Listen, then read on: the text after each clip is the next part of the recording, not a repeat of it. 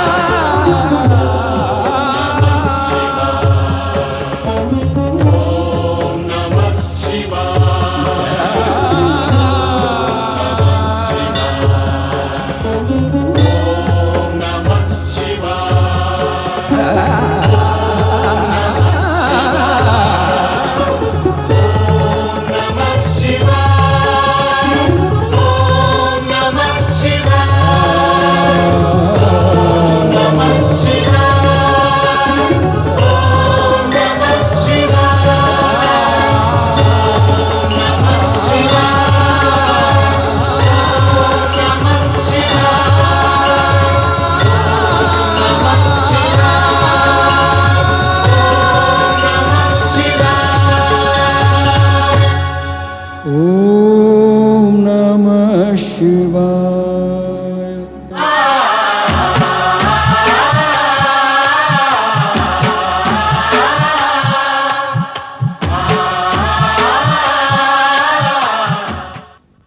मैं ओमकार हूं, तीनों कालों के आकार को अपने व्रत में स्थित रखने वाला ओमकार। अपने निराकार नेत्रों से मैं जगत में घटने वाली गतिविधियों का निरंतर अवलोकन करता हूं। विगत घटनाक्रम में मैंने मनु और शतरूपा का विवाह संपन्न होते देखा। ऋषिगण ने उन्हें आशीर्वाद दिया। ये ही ऋषिगण वीरणी और दक्ष प्रजापति को आशीर्वाद देने भी उपस्थित थे। सृष्टि की रचना का क्रम गतिमान हुआ तो सृष्टि के रचनाकार सदाशिव लोक कल्याण निमित्त सगुण साकार रूप में अपने गण नंदी, श्रृंगी, भृंगी सहित अवतरित हुए।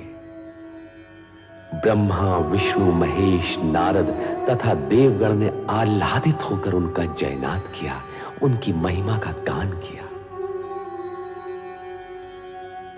देवगण सदाशिव के अवतरण से प्रसन्न अवश्य थे, किंतु शक्ति के अवतार के प्रति जिज्ञासु भी थे। ब्रह्मा, विष्णु और नारद की जिज्ञासा का समाधान करते हुए सदाशिव ने स्पष्ट किया कि शक्ति अजन्मा नहीं होगी, उसका जन्म लौकिक होगा, वो सगुण रूप में प्रकट होगी। दक्ष प्रजापति शक्ति अवतार के पिता एवं वीरणी माता होंगी, ये जानकर ब्रह्मा जी आश्चर्यचकित होते हैं। कारण कि महान सिद्धि और सफलता के लिए कठोर तप की आवश्यकता होती है। शक्ति को पुत्री रूप में प्राप्त करने के लिए दक्ष के लिए तप करना अनिवार्य था। भावी रचना को आकार देने के लिए ब्रह्मा जी ने एक और रति और कामदेव का विवाह कर देने के लिए अपने मानस पुत्र दक्ष को प्रेरित किया, तो दूसरी ओर शक्ति को पुत्री रूप में प्राप्त करने के निमित्त उन्हें तप की ओर प्रवृत्त होने का आदेश भी दिया। पिता का आदेश मानकर प्रजापति दक्ष अपनी पत्नी वीरणी सहित शक्ति की साधना में संलग्न हो गए। तपस्या फलित हुई और शक्ति ने प्रकट होकर उनके यहां पुत्री रूप में जन्म लेने का आश्वासन दिया। साथ ही सावधान भी कर दिया कि उनके जन्म के पश्चात उन्हें शक्ति रूप में नहीं, पुत्री रूप में स्वीकार कर उसी के अनुसार आचरण करें। अपने वचन और वरदान के अनुसार शक्ति ने सती के रूप में वीरणी के गर्भ से जन्म लिया। इस तेजस्वी कन्या के जन्म से संपूर्ण राजभवन में हर्ष और प्रसन्नता का सागर उमड़ पड़ा। त्रिकालदर्शी और तीनों लोकों में निरंतर भ्रमण करने वाले नारद नारायण का नाद करते हुए शक्ति स्वरूपा कन्या के दर्शन का लाभ लेने दक्ष के भवन में आ पहुंचे। नारद ने कन्या का नामकरण किया और उसे सती नाम से पुकारा। वीरणी ने वात्सल्य भाव से गदगद होकर अपनी नवजात कन्या को देखा। महारानी जी, हमारी सती कितनी तेजस्विनी दिखती है। मन करता है इसे देखते ही रहें। इसके सुंदर मुख से आंखें हटती ही नहीं।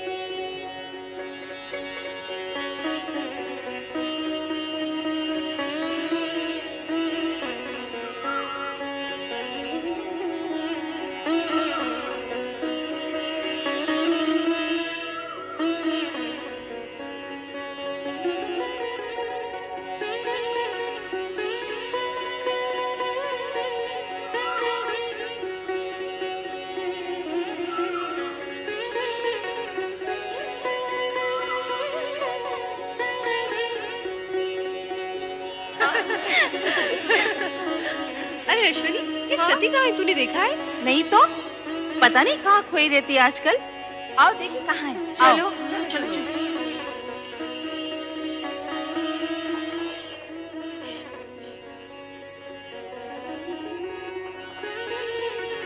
कौन? यही तो हम सब पूछना चाहती हैं सती, कि कौन है वो जिसके ध्यान में तुम हर समय मग्न रहती हो? मैं स्वयं नहीं जानती रोहिणी। पता नहीं कौन है वो जिसके रूपाकार को देखने की उत्सुकता में मेरा मन सदा खोया रहता है। ये तो बहुत गंभीर समस्या है रोहिणी। सचमुच गंभीर समस्या है। अरे जब उस पुरुष का ही पता नहीं तो उसका रूपाकार कैसे दिखेगा? हाँ हाँ, अब तो पिताश्री दक्ष प्रजापति से निवेदन करना ही होगा कि हमारी सती का स्वयंवर रचा दें। सभी प्रकार के उत्तम पुरुष सती के सामने आकर खड़े हो जाएंगे। अच्छा सती, तेरी नाक को हाँ करने के लिए हम सब पिताश्री से प्रार्थना करेंगे कि तेरा विवाह पिताश्री उसी छवि से करा दें जो तेरे हृदय में बसी है। नहीं।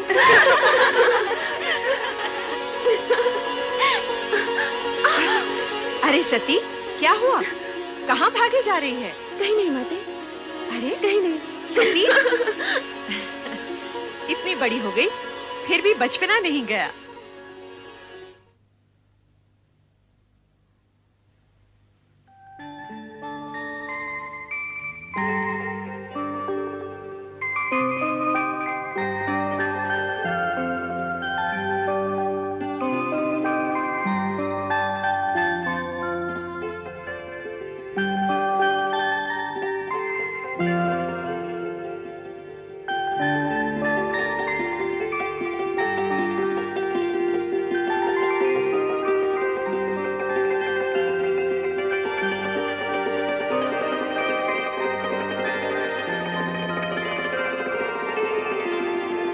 शक्ति तुम? शक्ति नहीं, मैं सती हूँ प्रभु। तुम तो अपने लौकिक नाम रूप की चर्चा करने लगी। सत्य तो यह है कि तुम ही शक्ति हो, अलौकिक शक्ति, शिव शक्ति। आपकी शक्ति आपसे विलग कैसे प्रभु? शक्ति का शिव से विलग होना संभव ही नहीं। जिसे तुम विलग समझ रही हो वो हमारी व्यापकता है, सर्वव्यापकता। शिव कैलाश में और शक्ति सती रूप में पृथ्वी पर दक्ष के घर, ये कैसी व्यापकता है प्रभु? जगत में सत्य की प्रतिष्ठा के निमित्त इस व्यापकता की आवश्यकता है प्रिय, कारण कि सत्य से ही कल्याणकारी अर्थात शिव रूप जन्म लेता है। इसका ज्ञान मुझे है प्रभु कि सत्य ही शिव का आधार है।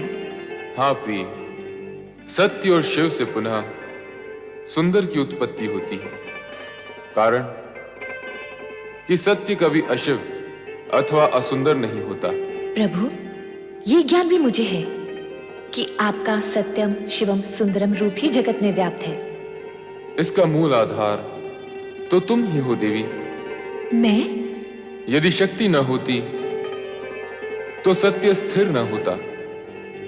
शक्ति के कारण ही सत्य की रक्षा होती है, शिवम प्रशस्त होता है और सुंदरम व्यापक होता है। प्रभु, आपने तो सत्यम शिवम सुंदरम का संपूर्ण श्रेय शक्ति को अर्थात मुझे ही दे डाला। सत्य भी यही है। सती या शक्ति से रहित शिव शून्य है।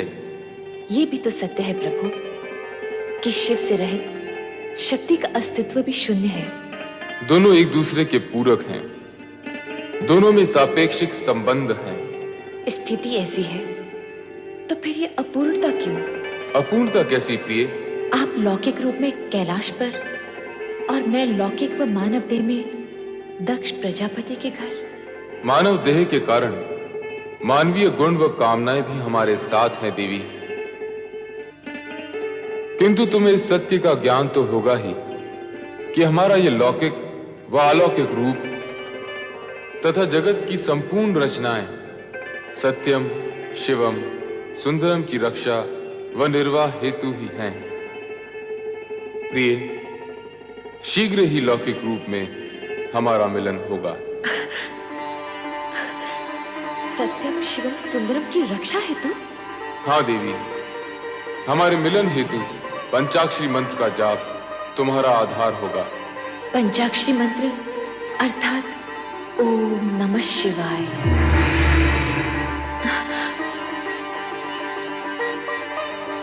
ओम नमः शिवाय।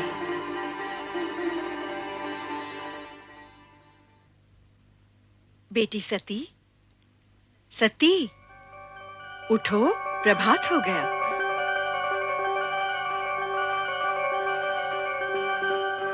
ओम नमः शिवाय।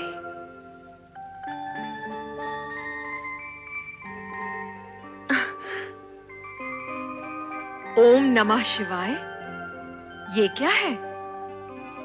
ये वो पंचाक्षरी मंत्र है माते जो मेरा कल्याण करेगा।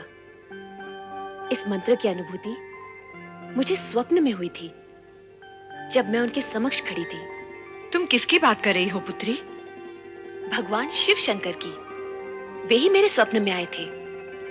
क्या शिवजी तुम्हारे स्वप्न में आए थे? हाँ माते, उन्होंने मेरे मन की सारी व्यग्रता शांत कर दी।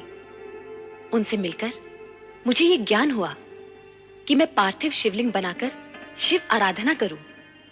तत्पश्चात ही उनसे मिलन होगा। सती, सती तुम्हारी बात पर विश्वास। मेरी बात पर विश्वास करो माते, ये सत्य है। पार्थिव शिवलिंग द्वारा शिव आराधना करने से ही मुझे मनोवांछित फल मिलेगा। ओम नमः शिवाय।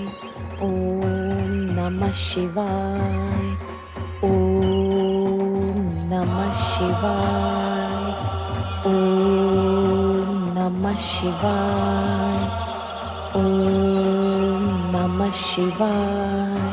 ओम नमः शिवाय। ओम नमः शिवाय।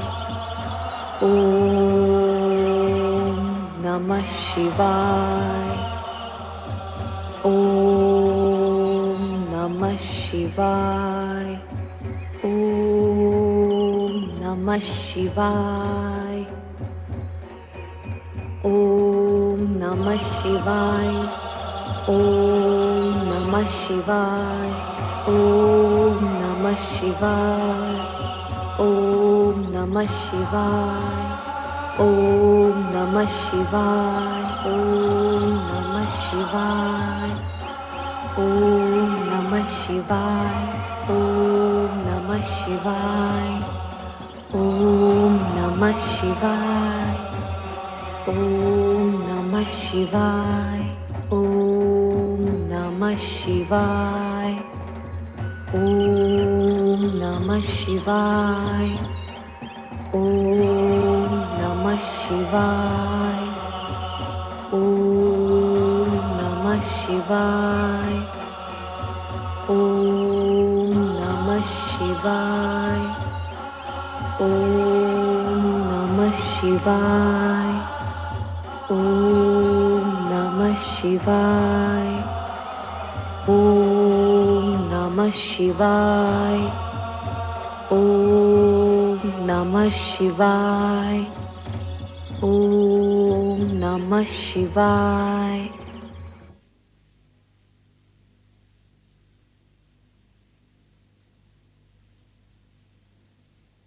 स्वामी, महारानी, राजकुमारी सती कहाँ है? वो शिव आराधना करने नदी तट पर गई है स्वामी। शिव आराधना? किसने कहा उसे शिव आराधना करने के लिए? शिव जी ने। वे सती के स्वप्न में आए थे। उस स्वप्न के बाद सती बदल सी गई है। ये नहीं हो सकता महारानी। दक्ष प्रजापति के होते हुए ये कदापि नहीं होगा। सती हमारी पुत्री है।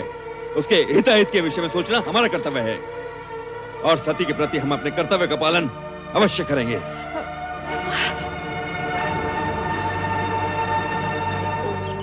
ओम नमः शिवाय, ओम नमः शिवाय, ओम नमः शिवाय, ओम नमः शिवाय, ओम नमः शिवाय। पुत्री सती, पुत्री सती, प्रणाम पिताश्री। ये तुम क्या कर रही हो? पिताश्री, देवेश्वर शिव ने आज्ञा दी है कि मैं इसी प्रकार शिव आराधना करूं। वे मुझे शीघ्र ही मिलेंगे। कदापि नहीं, कदापि नहीं पुत्री। नमः शिवाय। ये ना भूलो कि तुम विशाल साम्राज्य के स्वामी दक्ष प्रजापति की राजकन्या हो।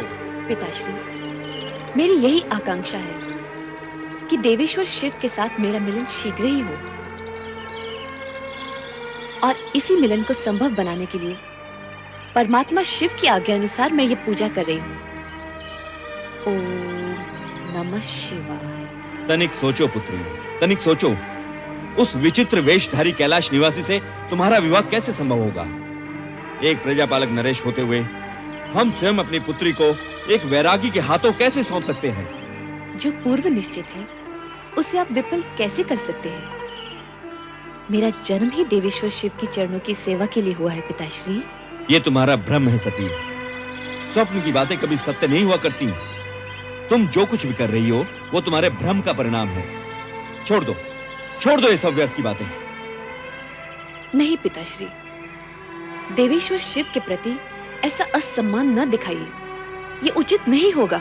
उचित अनुचित के तर्क में उलझकर तुम अपनी अल्प बुद्धि का परिचय दे रही हो सती। ऐसा प्रतीत होता है कि तुम्हारा ये शिव आराधना का मोह भंग करने के लिए अब हमें ही कोई उपाय करना होगा और ये उपाय हम शीघ्र ही करेंगे। ओम नमः शिवाय। ओम। पिता दक्ष के क्रोध और चेतावनी का सती पर कुछ भी प्रभाव नहीं हुआ और वो पुनः शिव स्मरण में निमग्न हो गई। नदी तट पर सती शिव की भक्ति में लीन थी और इंद्रलोक में देवराज इंद्र, पत्नी शची तथा अन्य देवगणों के साथ नृत्य, संगीत व मनोविनोद में निमग्न थे।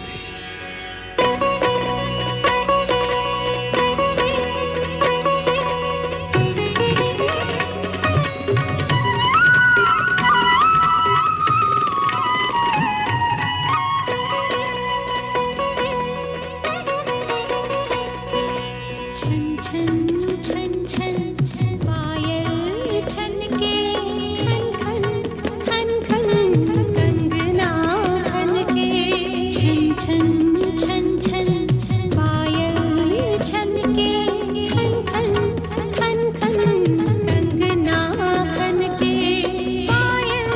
छलके कंगना खनके पायल छलके कंगना खनके गीत सुनाए नव यौवन के छन छन छन छन पायल छलके खन खन खन खन कंगना खनके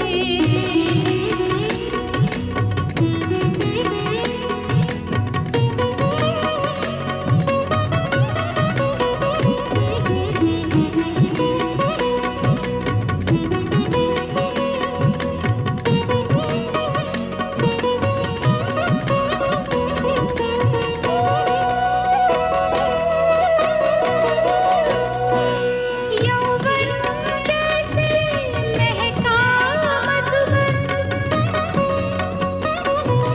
यौवन जैसे महका मधुबन अंग अंग में घुला है चंदन अंग में घुला है चंदन बिजुरी सी बिंदिया चमके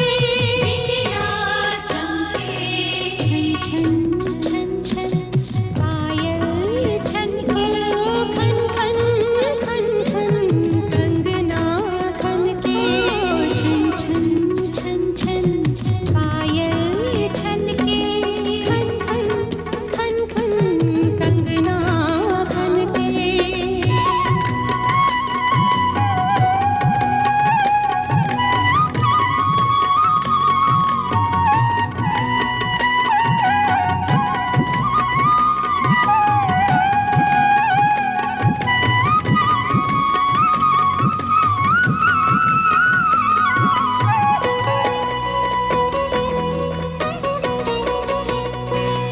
आशाएं उन्मादित हो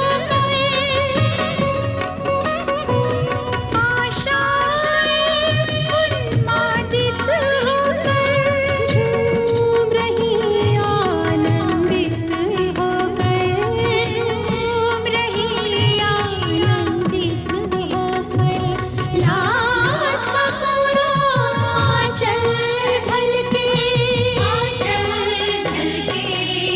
छन छन छन छन पायल छनके खन खन खन खन कंगना खनके छन छन छन छन पायल छनके खन खन खन खन कंगना खनके पायल छनके कंगना खनके पायल छनके कंगना खनके गीत सुनाए नव यौवन के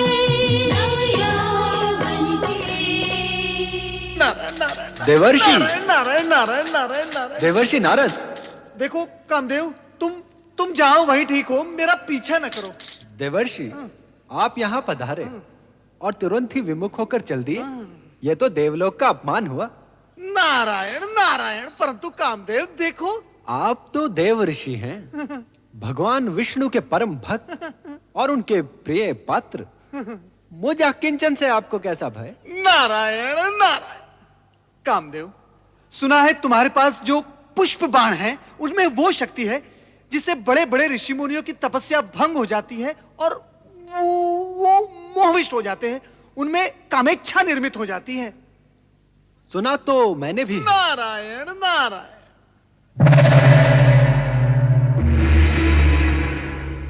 किंतु मैं पुष्प बाण की इस शक्ति को देखना भी चाहता हूँ। किसी सुपात्र पर इसका प्रयोग करना चाहता हूँ। और आप? नारायण नारायण।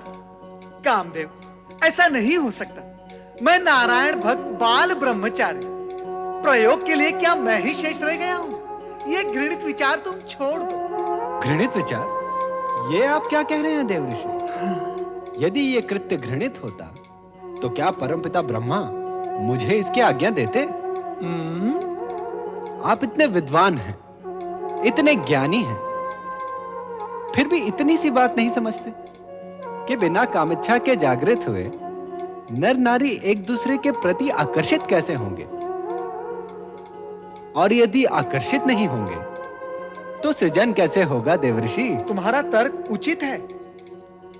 तो फिर पहला पुष्प बाण यहां स्वर्गलोक में किसी उचित पात्र पर छोड़ना। हो सकता है प्रयोग ही प्रयोग में कोई स्वर्गिक सृजन ही हो जाए। नारायण नारायण। जहां पहले से ही गीत, संगीत और उन्माद की भावना व्याप्त है, वहां ये पुष्प बाण भला क्या प्रभाव डालेंगे?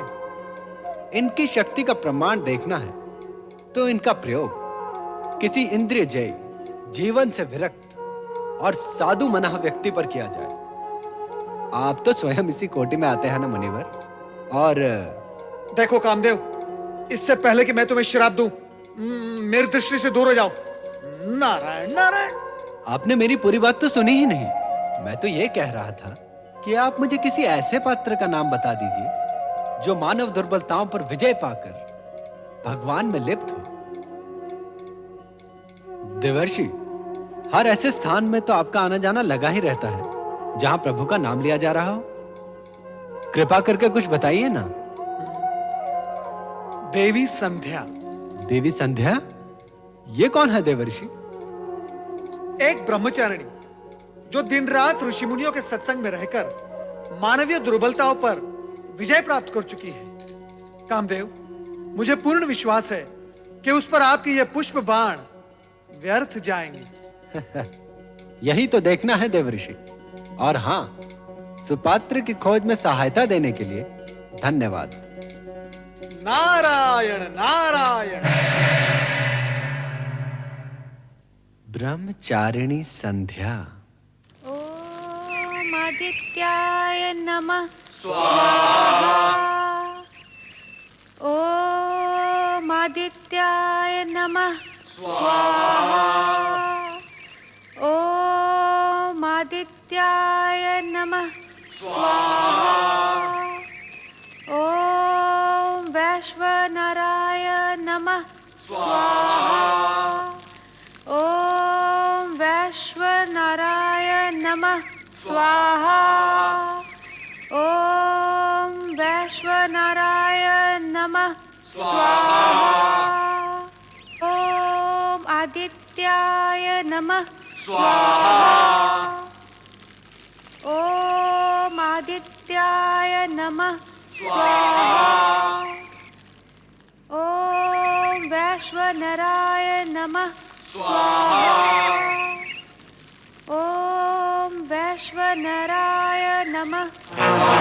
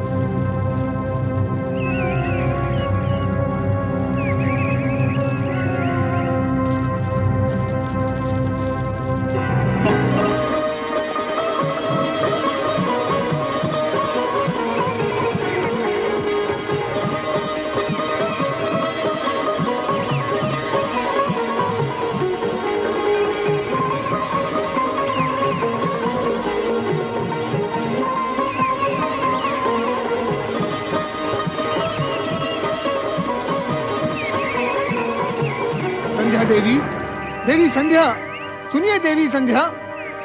हे ब्रह्मदेव, ये क्या अनर्थ हो रहा है? ओम नमः शिवाय। कामदेव, संध्या,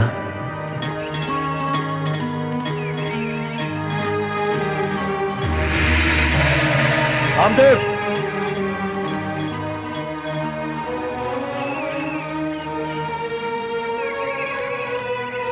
कामदेव, संध्या। हाँ?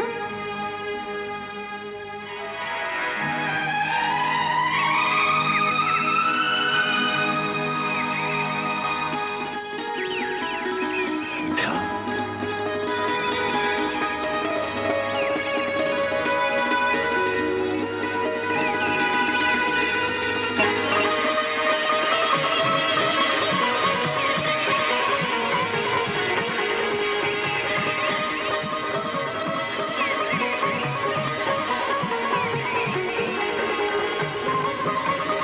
हे भगवान शिव, ये क्या अनर्थ हो रहा है?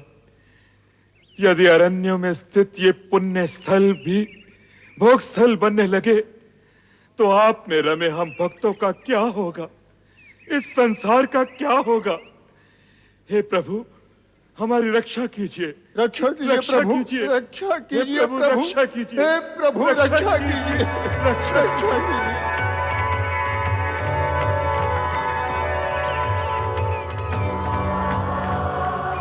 ब्रह्मदेव, संध्या।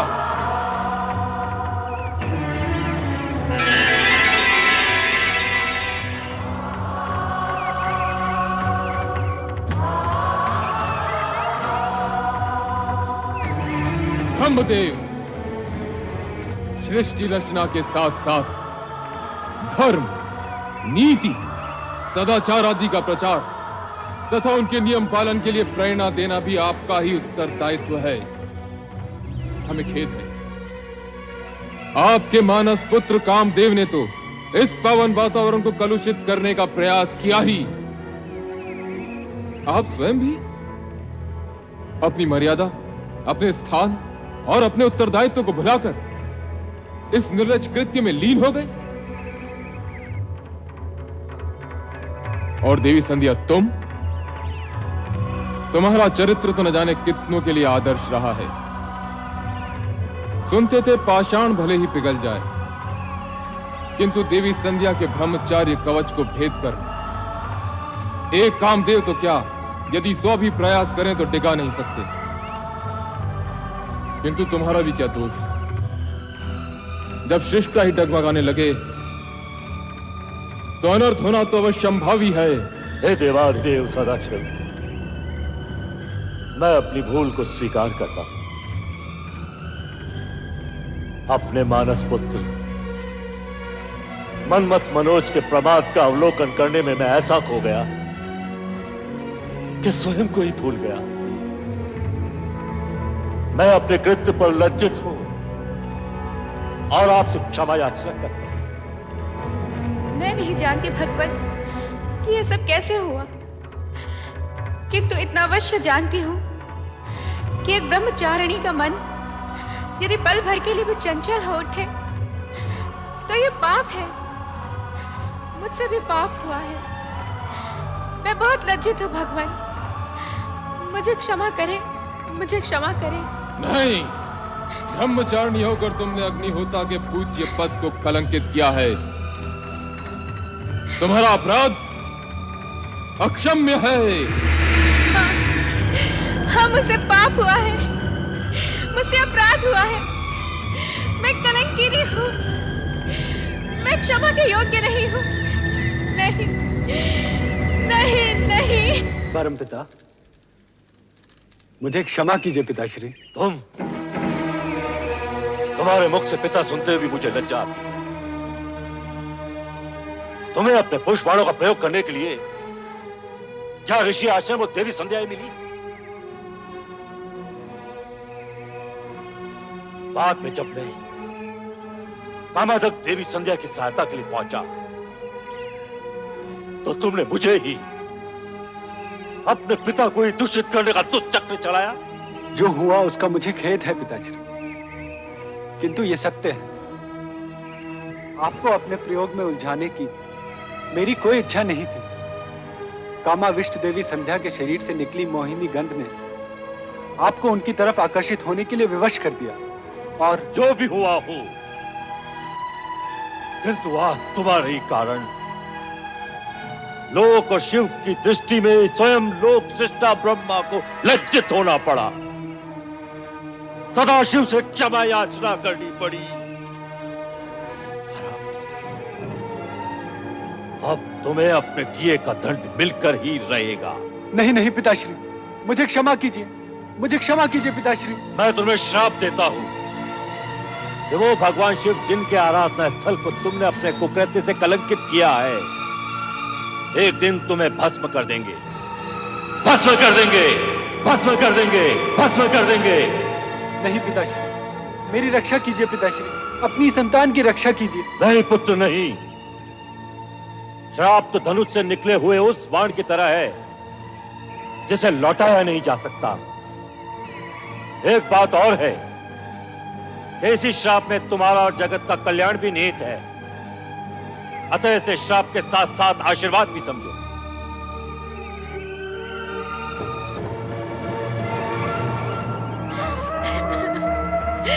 मैं पापी हूँ, मैं अपराधिनी हूँ, मैं पापी हूँ, मैं कलंकिनी हूँ, मैं कलंकिनी हूँ, मैं कलंकिनी हूँ, मैं कलंकिनी हूँ, मैं कलंकिनी हूँ, मैं कलंकिनी हूँ, मैं कलंकिनी हूँ, मैं कलंकिनी हूँ, मैं पापिन हूँ, मैं पापिन हूँ, मैं पापिन हूँ, मैं कलंकिनी हूँ।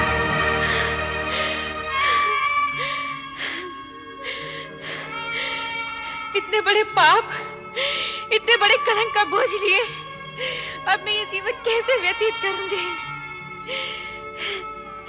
जिस शिव की एक झलक पाने के लिए बरसों से इस जीवन को पुण्य कर्मों में लगाए रखा था, वही शिव आज सामने भी आए तो मात्र ये कहने के लिए कि मेरा पाप अक्षम्य है। अब मेरे जीवन का क्या अर्थ और बिना अर्थ के ये जीवन कैसा?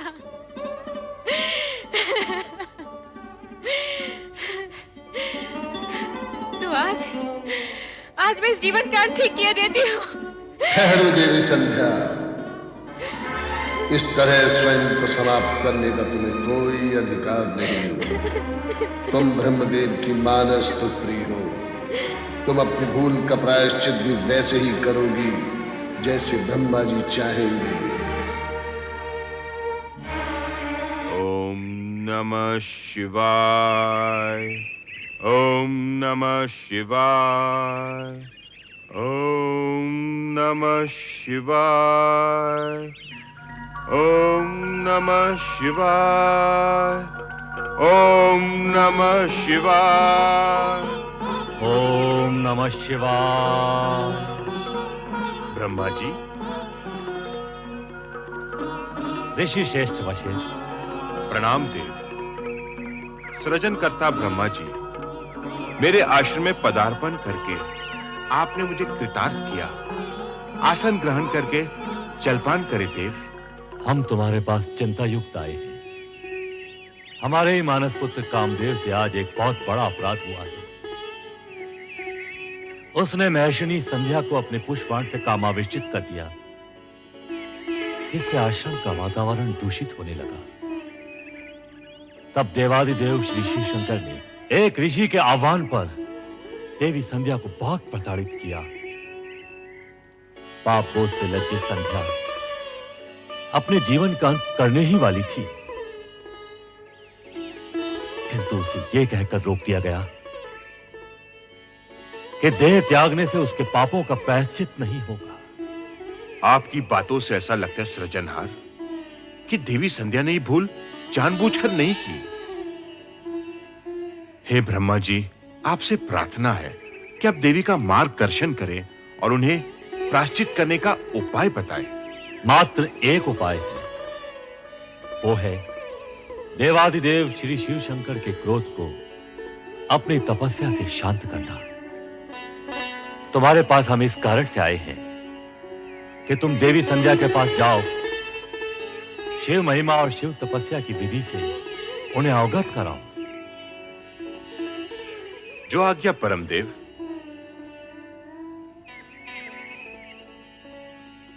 किंतु संध्या इस समय होगी कहां? संध्या अपने आश्रम के पास वाले वन में एक पर्वत पर बैठकर अश्रु बहा रही होगी।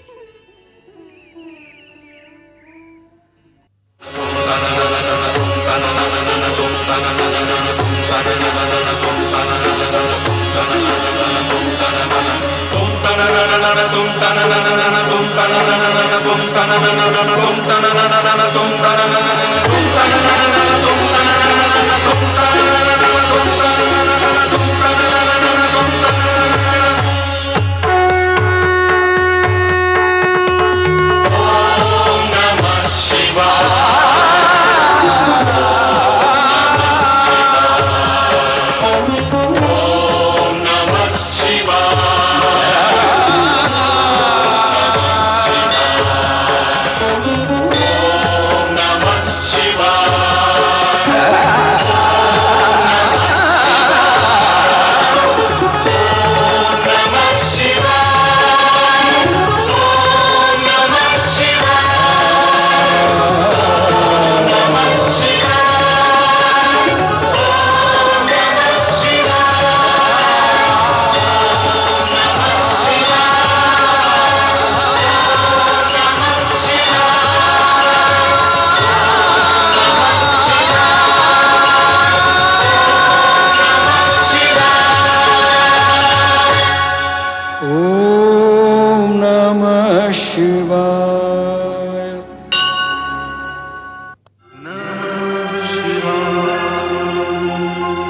नमः शिवाय।